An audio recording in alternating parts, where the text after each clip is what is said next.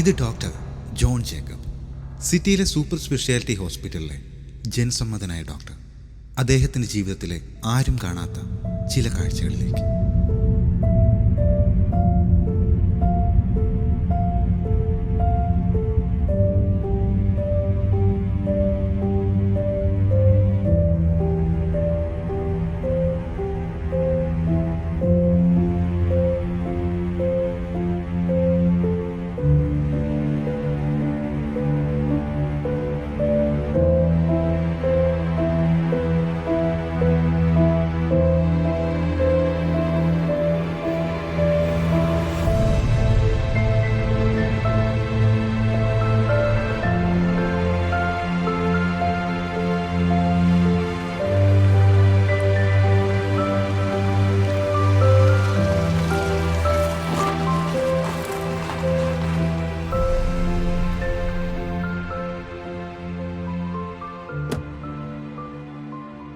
Good morning. Very good morning. ഇന്നലെ doctor എന്നെ വിളിച്ചപ്പോൾ ഞാനൊരു കോൺഫറൻസ് മീറ്റിലായിരുന്നു. No problem. സിസ്റ്ററിന്റെ തിരക്ക് എനിക്കറിയാലോ. ഡോക്ടറിന്റെ ഡ്യൂട്ടിയൊക്കെ എങ്ങനെ പോകുന്നു? Going well. ഇത് ഡോക്ടർ സുകുമാരൻ നായർ. അദ്ദേഹത്തിന്റെ മകൾ ഇവിടെയുണ്ട്, നിള. ഞാൻ അറിയാം. ഡോക്ടർ ജോൺ ജേക്കബ് അല്ലേ? അതെ. ചേട്ടന്റെ വീട് അടിമാലിയില. ഒരേ ഒരു മകളാണ് നിള. ഓക്കെ. ജോൺ ഡോക്ടറെ, ഈ സുകുമാരൻ ചേട്ടൻ്റെ മോള് നിളയ്ക്ക് ജർമ്മനി പോകാൻ വേണ്ടി ലക്ഷങ്ങളാ ചെലവാക്കിയത്. എക്സാമിനെല്ലാം തോറ്റു, പൈസ മൊത്തം പോയി. കൊച്ചതിൻ്റെ ഡിപ്രഷനിലാണ്.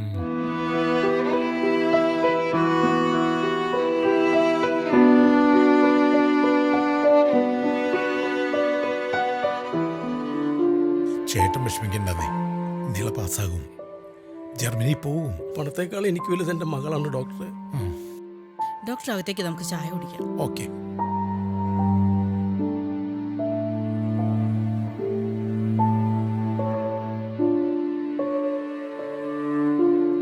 മദറെ, ഇത് നമ്മുടെ സ്ഥാപനത്തിനെ കുറിച്ച് ചോദിച്ചറിയാൻ വേണ്ടിയിട്ട് വന്നിട്ടുള്ളതാണ്. ഇത് ഞങ്ങളുടെ മദർ സുപ്പീരിയർ. എന്നാ ഞാൻ പോയിക്കോട്ടെ.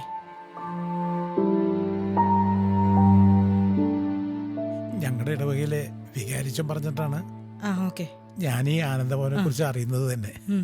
ഞങ്ങളുടെ ഈ ആനന്ദഭവനത്തെ കുറിച്ച് പറയുകയാണെങ്കിൽ SD സന്യാസ സമൂഹത്തിന് കീഴിൽ പ്രവർത്തിക്കുന്ന ഒരു സ്ഥാപനമാണിത്. നമ്മുടെ നാട്ടിലെ സൈക്കാട്രിക് പ്രോബ്ലം അനുഭവിക്കുന്ന ഒരുപാട് പെൺകുട്ടികളുണ്ട്. അവരെ ശുശ്രൂഷിക്കുകയും ചികിത്സിക്കുകയും ചെയ്യുന്ന ഒരു സ്ഥാപനം. ഇവിടെ മാനസിക വൈകല്യമുള്ള പെൺകുട്ടികളാണ് അധികവും. എൻ്റെ മകൾ ഏഞ്ചലിന് പറ്റിയൊരു സ്ഥലമാണെന്ന് അറിഞ്ഞതിൽ എനിക്ക് ആശ്വാസമുണ്ട്. തീർച്ചയായിട്ടും ഇടയ്ക്കിടയ്ക്ക് ഇവിടെ വരണം കേട്ടോ. ഏഞ്ചലിനെ കാണണം.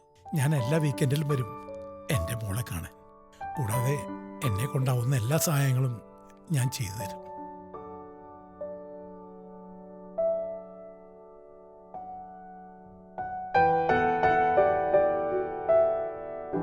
സിസ്റ്ററെ, ഞാനിപ്പോ വരാം. കിച്ചന്റെ പുറയിലെ ഒരു പൈപ്പ് പൊട്ടിയിട്ടുണ്ട്, അത് നന്നാക്കാൻ പ്ലംബർ പോരും. എന്നാ പോയിട്ട് വാ.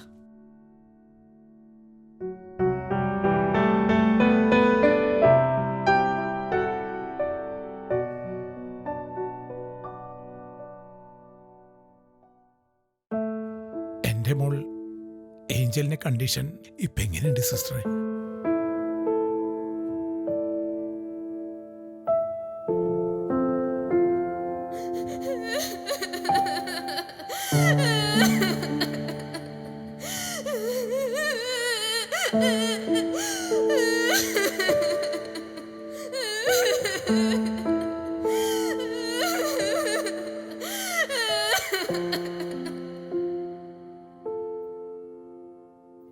ഇംപ്രൂവ്മെന്റ് ഒന്നുമില്ല അല്ലേ? എല്ലാം ശരിയാവും. മോള് എപ്പോഴെങ്കിലും എന്നെ കുറിച്ച് ചോദിക്കാറുണ്ടോ?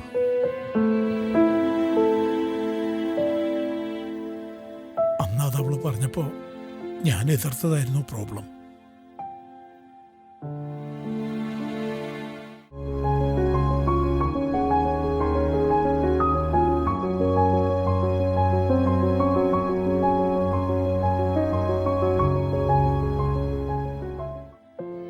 മോളെ ഏഞ്ചലേ, ഏഞ്ചലേ,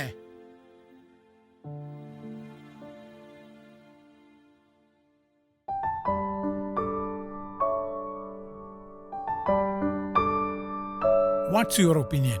I told you, Dad. Dad. I hate that profession. What nonsense you are talking. Daddy ആ പ്രൊഫഷൻ ഇഷ്ടപ്പെട്ടതുകൊണ്ടാണ് MBBS എടുത്തതും ഫോറിനിൽ പോയി മാസ്റ്റർ ഡിഗ്രി എടുത്തതും. ഓക്കെ? മോളെ, നിന്റെ ഡാഡി ഒരുപാട് കഷ്ടപ്പെട്ട് പഠിച്ചിട്ടാ ഇങ്ങനെ പേരെടുത്തൊരു ഡോക്ടറായത്. വെറും ഒരു ഡോക്ടർ അല്ല അവൻ, കൈപുണ്യമുള്ളൊരു ഡോക്ടറാ. എന്ത് ഡോക്ടർ? മെഡിക്കൽ സയൻസ് കയ്യിലിട്ട് അമ്മാനാടുന്ന റോബോട്ടുകളുടെ കാലാണിത്. ആക്ടിവേഷൻ റോബോട്ടുകളാണെങ്കിലും തിങ്കിങ് പ്രൈം മനുഷ്യന്റെ അല്ലേ? ഡാഡി എന്തൊക്കെ പറഞ്ഞാലും ഈ ജോബ് എനിക്ക് സെറ്റ് ആവില്ല. നിന്റെ പ്രായത്തിലുള്ള ലക്ഷക്കണക്കിന് കുട്ടികളാ വിദേശത്തും നാട്ടിലുമായിട്ട് MBBS പഠിക്കുന്നത്. നാട്ടിലുള്ള കുട്ടികളെല്ലാം ഡോക്ടേഴ്സ് ആയാൽ അവർക്ക് ചികിത്സിക്കാൻ പേഷ്യൻസ് വേണ്ടേ? എന്നെ പേഷ്യന്റായി കണ്ടാ മതി. ഡേ, ഡാഡിയോട് ഇങ്ങനെയൊക്കെ സംസാരിക്കുക? So what? എന്റെ അംബിഷൻസ് എന്താ ഡാഡി മനസ്സിലാക്കാത്തത്? എന്റെ ജോബ് തിരഞ്ഞെടുക്കാനുള്ള ഫ്രീഡം എനിക്കില്ലേ? ഡാഡി ഡോക്ടർ ആണെന്ന് വെച്ച് കുടുംബത്തിലുള്ള എല്ലാ തലമുറകളും ഡോക്ടേഴ്സ് ആവണമെന്ന് ഡാഡിക്ക് എന്താ ഇത്ര നിർബന്ധം? മോളെ, ഡാഡി കമ്പൽ ചെയ്യണതല്ല, ഡാഡിയുടെ ഒരു ഡ്രീം. എന്നാൽ ആ പറഞ്ഞ ഡ്രീം എനിക്കും ഉണ്ട്. ഞാൻ ബാംഗ്ലൂരിൽ പോകും IT പ്രൊഫഷണൽ ആവും. കൂടുതൽ അഡ്വൈസ് ഒന്നും വേണ്ട.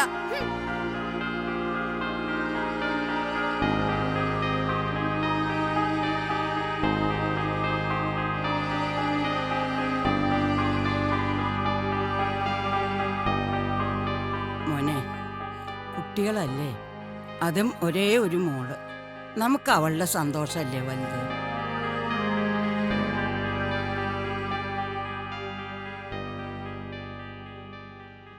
ഒരു തീരുമാനത്തിലെത്താൻ പറ്റുന്നില്ലെന്നേ. എന്തൊക്കെയായാലും ആലോചിച്ച് തീരുമാനം മതി. മോൾക്ക് പിടിവാശിയാണെന്നേ. അവളുടെ മനസ്സിൽ IT പ്രൊഫഷണൽ ജോബും. എന്തായാലേ സജി വരട്ടെ, അവനാവുമ്പോ നല്ലൊരു ഐഡിയ പറഞ്ഞു തരും. ആരെന്തു പറഞ്ഞാലും അവൾ കേൾക്കുമെന്ന് തോന്നണല്ലോ. നീ ഒന്ന് സമാധാനിക്കേ. എന്താണ് പ്രശ്നം? എന്താ പെട്ടെന്നൊരു അർജന്റ് മീറ്റിംഗ്? മോളുടെ കാര്യത്തിൽ ചെറിയൊരു പ്രോബ്ലം. നീ പ്രോബ്ലം പറ. അവളെ ഒരു ഡോക്ടറായി കാണണമെന്നുള്ള എൻ്റെ സ്വപ്നം നിങ്ങൾക്കറിയാലോ. അതിനെന്താ, അവള് ഡോക്ടർ ആവൂലോ. അവൾക്കിപ്പോൾ അതൊന്നും വേണ്ട. അവൾക്ക് ബാംഗ്ലൂർ പഠിക്കാൻ പോകണം. ഏത് കോഴ്സിന്? IT മേഖല. IT മേഖല എന്ന് പറഞ്ഞാൽ നല്ല സ്കോപ്പ് ഉള്ളതല്ലേ. എന്നാലും കൊച്ചൊറ്റയ്ക്ക് ഇവിടുന്ന് മാറി നിൽക്കാന്നൊക്കെ പറയുമ്പോൾ അവൾക്കത് ഇഷ്ടമാണെങ്കിൽ അവള് പോട്ടെ, പഠിക്കട്ടെ. ബാംഗ്ലൂര് നമുക്ക് ഒത്തിരി ബന്ധങ്ങളൊക്കെ ഉള്ളതല്ലേ. മോളുടെ ഇഷ്ടത്തിന് തടസ്സം നിൽക്കണ്ടെന്നാണ് അമ്മയും പറയുന്നത്. പഴയ പോലെ അല്ല, ഇപ്പോഴത്തെ പെൺപിള്ളേര് നല്ല ബോൾഡാണ്. ഏഞ്ചലിന് നല്ല മിടിക്കല്ലേ. അവള് പോയി പഠിക്കട്ടെന്ന്. അവള് പോട്ടെ. അതെ, അങ്ങനെയാണെങ്കിൽ പിന്നെ ആ വഴി ആലോചിക്കാല്ലേ.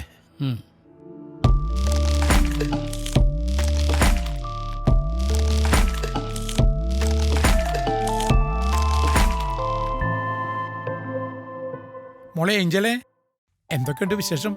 All good, Dad. ഗുഡ്. ബാംഗ്ലൂരിൽ ആന്റിയുടെ ഫ്ലാറ്റിലെ താമസമൊക്കെ എങ്ങനെയുണ്ട്? ഓ, നന്നായി പോണു. എല്ലാം സെറ്റാണ്. കാശിനെന്തെങ്കിലും ആവശ്യമുണ്ടെങ്കിൽ പറയണോട്ടാ. പിന്നെന്താ? ഓക്കേ. ഓക്കേ.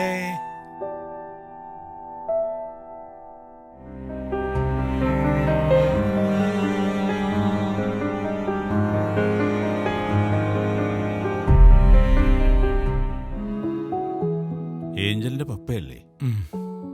മോള് പറയാറുണ്ട്, എന്റെ മോള് ഡോക്ടർ വിഷമിക്കണ്ടെന്നേ, ഈ ജനറേഷൻ ഇങ്ങനെയാണ്. അവരുടെ നന്മ നമ്മൾ ആഗ്രഹിക്കും, അവരുപദേശിക്കും, പക്ഷേ അവരവരുടെ ഓപ്ഷൻ തിരഞ്ഞെടുക്കും. ജീവിതമല്ലേ, ക്ലൈമാക്സ് എങ്ങനെയാവുമെന്ന് അവർ തിരിച്ചറിയുന്നില്ലല്ലോ. ഉപദേശം കേൾക്കാൻ ഇഷ്ടപ്പെടാത്ത തലമുറയാണിത്. അവസാനം ലൈഫിൽ ഡോക്ടർ പറഞ്ഞതുപോലെ ക്ലൈമാക്സിൽ സ്റ്റക്കാവുമ്പോഴാണ് അവർക്ക് പലതും മനസ്സിലാകുന്നത്. എന്റെ ഏഞ്ചലിന് എങ്ങനെയുണ്ട്? She will be all right. ആ ബാംഗ്ലൂർ ഇൻസിഡന്റ് ആണ് അവളുടെ മനസ്സിൽ എപ്പോഴും. മാറി വരും, സമയമെടുക്കും.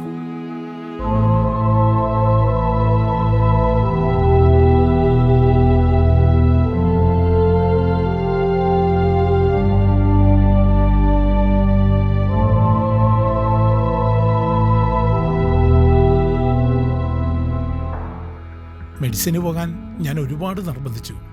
അവൾക്ക് IT പ്രൊഫഷനായിരുന്നു ലക്ഷ്യം. കാലഘട്ടം മാറിയില്ലേ? ഇന്നത്തെ ജനറേഷൻ എല്ലാം സെൽഫായിട്ട് കണ്ടുപിടിക്കാനാണ് ഇഷ്ടം. ഞാൻ എതിർത്തില്ല, സപ്പോർട്ടും ചെയ്തില്ല. അവളുടെ സ്വന്തം ഇഷ്ടപ്രകാരം പോയതായിരുന്നു ബാംഗ്ലൂരിലേക്ക്. കുട്ടി പഠിക്കുന്നത് ബാംഗ്ലൂരിലാണെങ്കിലും നമുക്ക് ഡെയിലി കാര്യങ്ങൾ തിരക്കാലോ. എല്ലാ ദിവസവും വിളിക്കും. ഇടയ്ക്കിടയ്ക്ക് പോയി കാണും. പക്ഷേ ഞങ്ങളാരും അറിയാതെ എൻ്റെ മകൾ എന്നിൽ നിന്നും നഷ്ടപ്പെടുകയായിരുന്നു. എങ്ങനെ?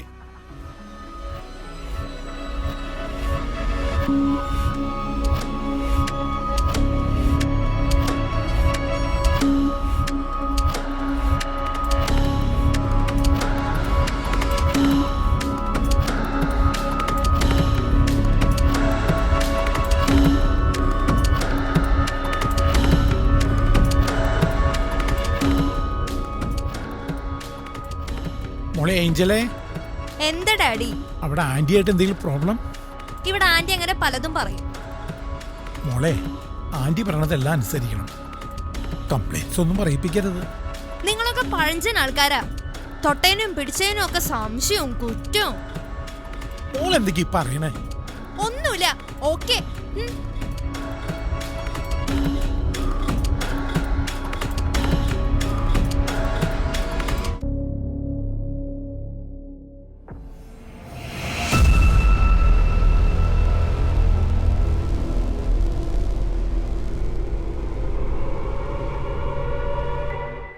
ഒരു കിളി വലയിൽ കിളിയാ? മലയാളി, തമിഴ്, ഹിന്ദി ഓർ കന്നഡ? പക്കാ മലയാളി, നല്ല കിടിലൻ ക്രിസ്ത്യാനി കുട്ടി. ഓക്കെ, ആ കുട്ടിക്ക് നമ്മുടെ ഗ്യാങ്ങിലേക്ക് സ്വാഗതം. ആളവിടെ? എത്തിക്കാം.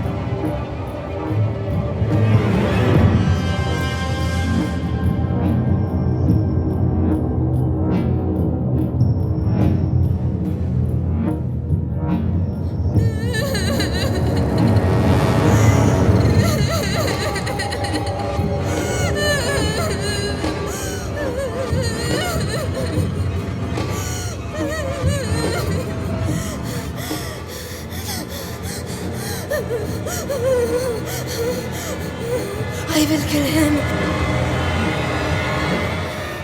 I will kill him. I will kill him. ഞാൻ എത്തിക്കൊള്ളാം. ആ, ഓപ്പറേഷൻ ഫിക്സ് ചെയ്തോളൂ. നാളെ രാവിലെ 10 മണിക്കല്ലേ? ടെൻഷൻ അടിക്കണ്ട. ഓക്കെ ഓക്കെ, ശരി എന്നാ ഞാൻ വിളിച്ചോളാം. ഓക്കെ. മോനെ, ഈ ഒരവസ്ഥയില് എങ്ങനെ ഇങ്ങനെയൊക്കെ ചെയ്യാൻ പറ്റുക? ജീവനും ജീവിതവും ഇവ രണ്ടും നമ്മുടെ ലൈഫിലെ ഇമ്പോർട്ടൻ്റ് മാറ്റർ അല്ലേ? ഒരു പേഷ്യൻറ്റിൻ്റെ ജീവനേക്കാൾ വലുതാണമ്മേ നമ്മുടെ പ്രശ്നങ്ങൾ.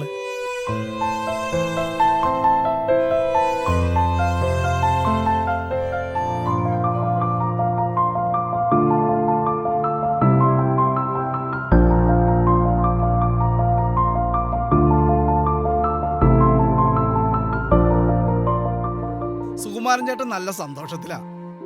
ആ എന്നോടും പറഞ്ഞു വീട്ടിൽ പോകുന്നവർ ഭയങ്കര സന്തോഷത്തിലാണെന്ന്. ആ കുട്ടിയുടെ അസുഖം പൂർണ്ണമായും മാറിയല്ലേ? ആ കുട്ടിക്ക് യഥാർത്ഥത്തിൽ എക്സാം ഫെയിലായി എന്നതിനപ്പുറം ക്യാഷ് നഷ്ടപ്പെട്ടതിലാണ് ഡിപ്രഷൻ ഉണ്ടായത്. ഇവിടെ വന്നതിന് ശേഷം എന്തെല്ലാം കഥകളാ ഞാൻ കേൾക്കുന്നത്. ഡോക്ടറെ, ഒരുപാട് നന്ദിയുണ്ട് ഡോക്ടറെ. എൻ്റെ മോളെ ഇതുപോലെ തിരിച്ചു കിട്ടുമെന്ന് ഞാൻ ഒരിക്കലും പ്രതീക്ഷിച്ചില്ല. ഇവൾക്ക് യാതൊരു അസുഖവും ഇല്ല. നിളമോൾ നല്ല മിടുക്കി കുട്ടിയല്ലേ? ജർമ്മനിയിൽ ജോലി കിട്ടി നേഴ്സായിട്ട് വരുമ്പോൾ ഞങ്ങളൊക്കെ ഓർക്കണേ. Sure doctor.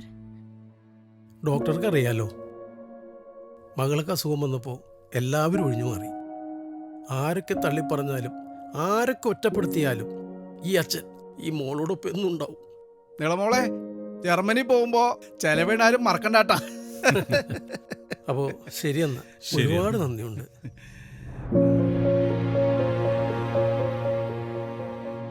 ഇതുപോലൊരു അച്ഛനെ ഗിഫ്റ്റായി കിട്ടിയത് ആ കുട്ടിയുടെ ഒരു ദൈവഭാഗ്യം.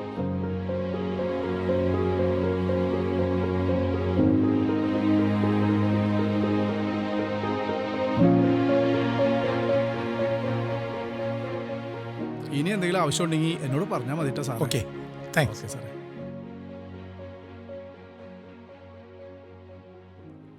ഈ സക്രിയ ആളൊരു നല്ല മനുഷ്യനാണല്ലേ? പിന്നെ വലിയ ഉപകാരിയാ, ഓ, പാവം മനുഷ്യനാ.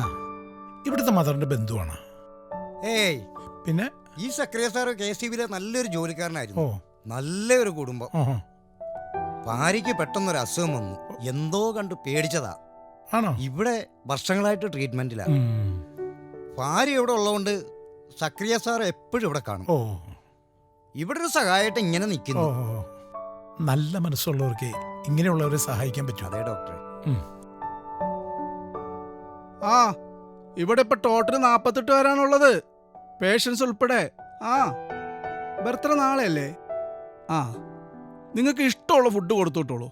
ശരി എന്നാ, ഓക്കെ. ആ ആ, കറിയ ചേട്ടൻ ഇവിടെ ഫുൾ ബിസിയാണല്ലേ? ഇവിടെ ഇങ്ങനെ ഇടയ്ക്കിടയ്ക്ക് വെഡിങ് ആനിവേഴ്സറിയും ബർത്ത്ഡേ ഒക്കെ ആയിട്ട് അവരുടെ വീട്ടിലെ ആഘോഷത്തിന്റെ ഭാഗമായിട്ട് അവർ സ്പോൺസർ ചെയ്ത് കുറച്ച് ഫുഡൊക്കെ കൊണ്ടുവരും. അതൊക്കെ ഇവിടുത്തെ മക്കൾക്ക് വലിയ സന്തോഷമല്ലേ? ഞാനിങ്ങനെ മോളെ കാണാൻ ഇടയ്ക്കിടയ്ക്ക് വരുമ്പോഴൊക്കെ ചേട്ടനെ ഇവിടെ കാണാറുണ്ടെങ്കിലും കൂടുതൽ പരിചയപ്പെട്ടിട്ടില്ല. ഇവിടത്തെ കെയർടേക്കറാണല്ലേ? ഞാനിവിടെ 5-6 വർഷമായിട്ടുണ്ട്. എൻ്റെ സ്വന്തം മകൻ മയക്കുമരുന്നടിച്ച് കാട്ടിക്കൂട്ടിയ വിഭ്രാന്തി. തൊഴിലുറപ്പിന് കിട്ടിയ കാശ് കൂട്ടിവെച്ചത് മേടിച്ചെടുക്കാൻ സ്വന്തം അമ്മയെ ഉപദ്രവിച്ചു. മരുന്നടിച്ച് ബോധമില്ലാതെ അവൾ ഒരുപാട് ഉപദ്രവിച്ചു. ഒടുവിൽ വെട്ടുകത്തി കൊണ്ട് വെട്ടിപ്പരിക്കേൽപ്പിച്ചു. പണവുമായി കടന്നു കളഞ്ഞു. പത്രത്തിലും TV-യിലൊക്കെ ഉണ്ടായിരുന്നു. അന്നത്തെ ഷോക്കിൽ കിട്ടിയ അസുഖമാണിത്.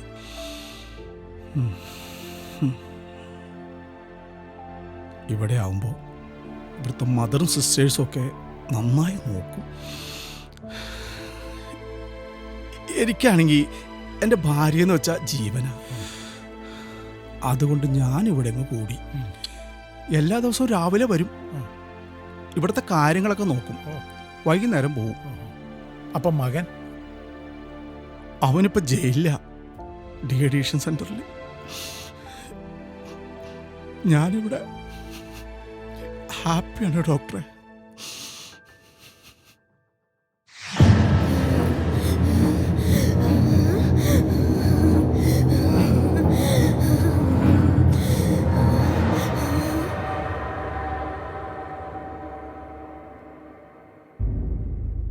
ഡോക്ടർ അത്യാവശ്യമായിട്ട് കാണണമെന്ന് പറഞ്ഞിട്ട് എന്താണ് മാറ്റർ?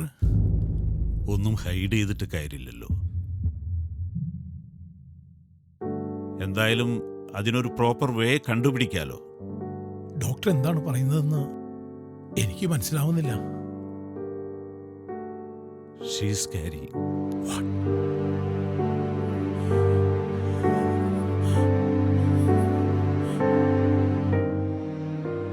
പ്രഗ്നന്റ് ആയിട്ട് 2 മാസം കഴിഞ്ഞു. കഴിഞ്ഞ ദിവസം നടന്ന മെഡിക്കൽ ചെക്കപ്പിൽ ഡൗട്ട് തോന്നിയിരുന്നു. പിന്നീട് ടെസ്റ്റ് ചെയ്തപ്പോഴാണ് അറിയുന്നത്.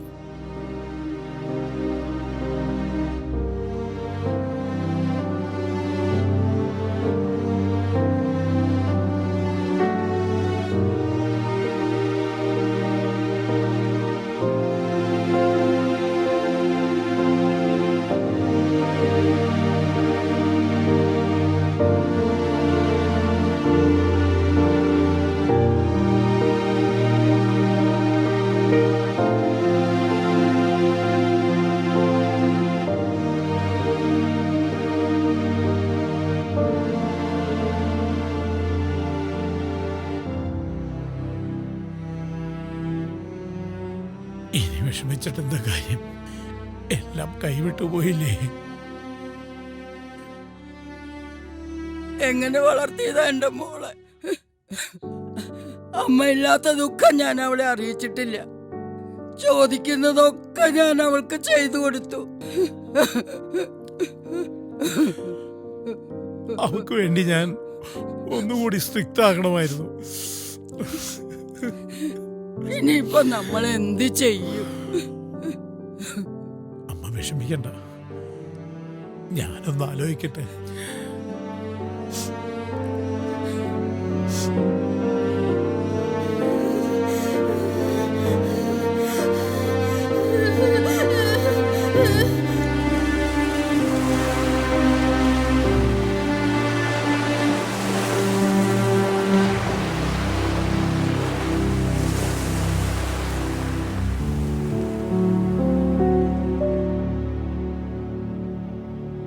ഇത് പുറം ലോകം അറിഞ്ഞ എൻ്റെ മകളുടെ ലൈഫ്.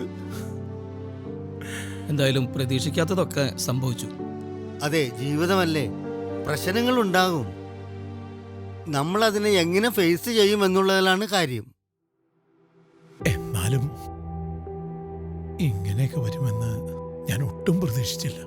പുറത്താർക്കും അറിയില്ലല്ലോ ഈ കാര്യം. ഇത് വേണേ കളയാനും കളയാതിരിക്കാനും ധാരാളം വഴികളില്ലേ. എന്നാലും ഏഞ്ചലിലൂടെ വളരുന്നത് ഒരു ജീവനല്ലേ. നീ നമ്മുടെ വികാരി അച്ഛനെ പോയി കണ്ട് കാര്യം പറ. ശരിയാ, അച്ഛൻ നല്ലൊരു വ്യക്തിയാണ്. പ്രാർത്ഥിച്ചിട്ട് കൃത്യമായ തീരുമാനം പറയും.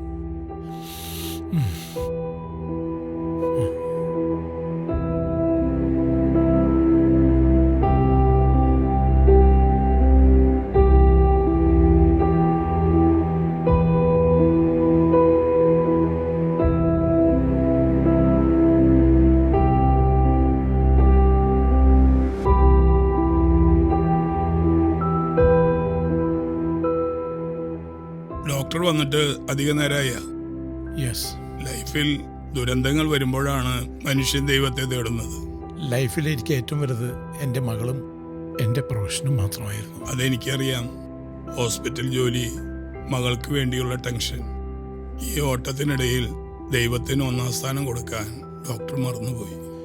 യെസ്, ഇങ്ങനത്തെ ഒരു സിറ്റുവേഷൻ എൻ്റെ ലൈഫിൽ ഞാൻ ഫേസ് ചെയ്തിട്ടില്ല. ഇപ്പൊ ഏതായാലും പള്ളിയിൽ വരാനും പ്രാർത്ഥിക്കാനൊക്കെ തുടങ്ങിയില്ലേ?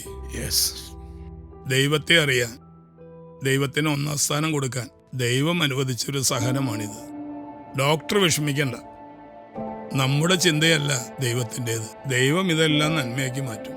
ഏഞ്ചലിന്റെ വയറ്റിൽ വളരുന്ന കുഞ്ഞ് കുപ്പയിൽ കിടക്കുന്ന മാണിക്യമെന്ന് കേട്ടിട്ടില്ലേ? ആ കുഞ്ഞിന്റെ വയറ്റിൽ വളരുന്ന ജീവൻ ദൈവം തന്നിട്ടുള്ളതാണ്.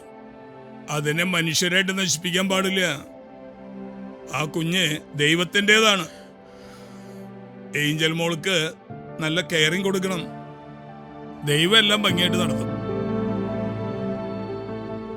എനിക്കെല്ലാമായിരുന്നു എൻ്റെ ഏഞ്ചൽ മോൾ. എനിക്കെൻ്റെ മകൾ, ജോലി, ഇതെല്ലാമായിരുന്നു പ്രധാനം. അവർ നിർബന്ധിക്കുമ്പോൾ മാത്രം വല്ലപ്പോഴും പള്ളിയിൽ പോകും. അമ്മ നന്നായി പ്രാർത്ഥിക്കും. ഒരു ദിവസം പോലും കുർബാന മുടക്കില്ല. ബാംഗ്ലൂർ ലൈഫാണ് എൻ്റെ മകളുടെ ജീവിതം തകർത്തത്. ബാംഗ്ലൂരിൽ ജോലി ചെയ്ത് നന്നായി കുടുംബം നോക്കുന്ന എത്രയോ നല്ല യുവതീ യുവാക്കന്മാരുണ്ട്. ഇതിപ്പോ കൂട്ടുകെട്ടിൽ പെട്ടുപോയതാണ്. ഒരു കാര്യം എനിക്ക് മനസ്സിലായി. ഇന്നത്തെ യുവതീ യുവാക്കൾ വഴിതെറ്റിപ്പോകുന്നു എന്ന് പറഞ്ഞ് നമ്മൾ അവരെ കുറ്റപ്പെടുത്താറുണ്ട്. അവരെയല്ല കുറ്റപ്പെടുത്തേണ്ടത്, പാരൻസിനെയാണ്. അവർ പറയുന്നത് കേൾക്കാൻ ഇന്നത്തെ മിക്ക പാരൻസിനും സമയമില്ലല്ലോ. അവരെ കേൾക്കണം, ഫ്രണ്ടിനെ പോലെ സ്നേഹിക്കണം. അപ്പോൾ എന്തും അവർ നമ്മളോട് ഷെയർ ചെയ്യും. കുട്ടികളോടൊപ്പം ഇരുന്ന് സംസാരിക്കാനും അവരുടെ ഓരോ കാര്യങ്ങൾ കേൾക്കാനും ഒരു ബെസ്റ്റ് ഫ്രണ്ടായി മാതാപിതാക്കൾ മാറിയാൽ, അവർക്ക് സ്നേഹം കൊടുത്താൽ, എൻ്റെ മോളെ പോലെയുള്ള ഏഞ്ചൽമാർ സമൂഹത്തിലുണ്ടാകില്ല. ഡോക്ടർ ജോണിന്റെ ജീവിതത്തോടുള്ള കാഴ്ചപ്പാട് വളരെ നല്ലതാണെന്ന് ഞാൻ മനസ്സിലാക്കുന്നു. അനുഭവങ്ങളിലൂടെ ദൈവം ഓരോന്നും എനിക്ക് പറഞ്ഞു തന്നു. ദൈവത്തെ സ്നേഹിക്കുന്നവർക്ക്, ദൈവത്തിന്റെ പദ്ധതി അനുസരിച്ച് വിളിക്കപ്പെട്ടവർക്ക് സകലതും നന്മയ്ക്കായി മാറ്റുമെന്നൊരു വചനം വിശുദ്ധ ഗ്രന്ഥത്തിലുണ്ട്. തീർച്ചയായും എൻ്റെ ഏഞ്ചൽ മോൾക്കും നന്മയുള്ളൊരു ജീവിതം ദൈവം തരും. ജീവിതത്തിലെ സഹനങ്ങളും തകർച്ചകളും യേശുവിൻ്റെ കാൽവരിയിലെ കുരിശുമരണത്തോട് ചേർത്ത് വയ്ക്കണം. ഏത് കുരിശുമരണത്തിനും ഉറപ്പായും ഒരു ഉയർപ്പ് ഞായറിന്റെ പ്രത്യാശയും ആനന്ദവും ഉണ്ടായിരിക്കും. ദൈവം ഡോക്ടറെയും കുടുംബത്തെയും കാത്തുരക്ഷിക്കും. God bless U.